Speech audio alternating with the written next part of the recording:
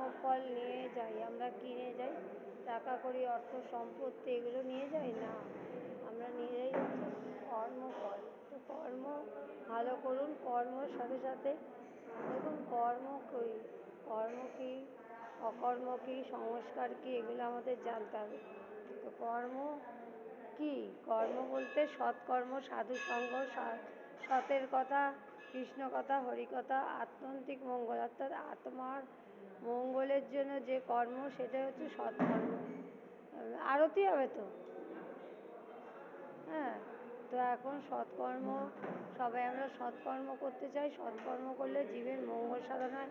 এই যে 84 লক্ষ বার জন্ম মৃত্যু যে পরিক্রমা, অর্থাৎ আত্মা মৃত্যু নেই, আত্মা কী হয়?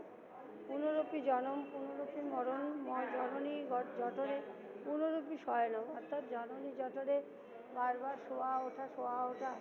বলছেন যে পুনরপি জনম, পুনরপি মরণ, জননী জঠরে পুনরপি শয়নম, অর্থাৎ জননীর জঠরে বারবার উঠছি, আবার শুচ্ছি, কিন্তু আত্মা আমরা কী করছি? পোশাক পরিবর্তন করছি, অর্থাৎ এক দেহ থেকে আর এক দেহ যাচ্ছে। কিন্তু সাধু সঙ্গও কী করে? সাধুদের সঙ্গ করলে কী হয়?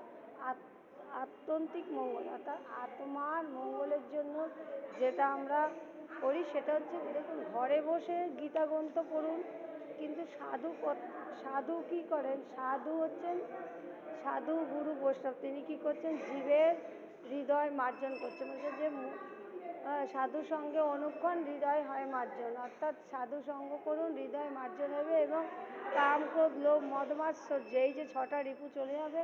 চলে গিয়ে আপনার আত্মার যে প্রিয়জন রাধা মাধব, তাকে আপনি দর্শন করতে পারবেন।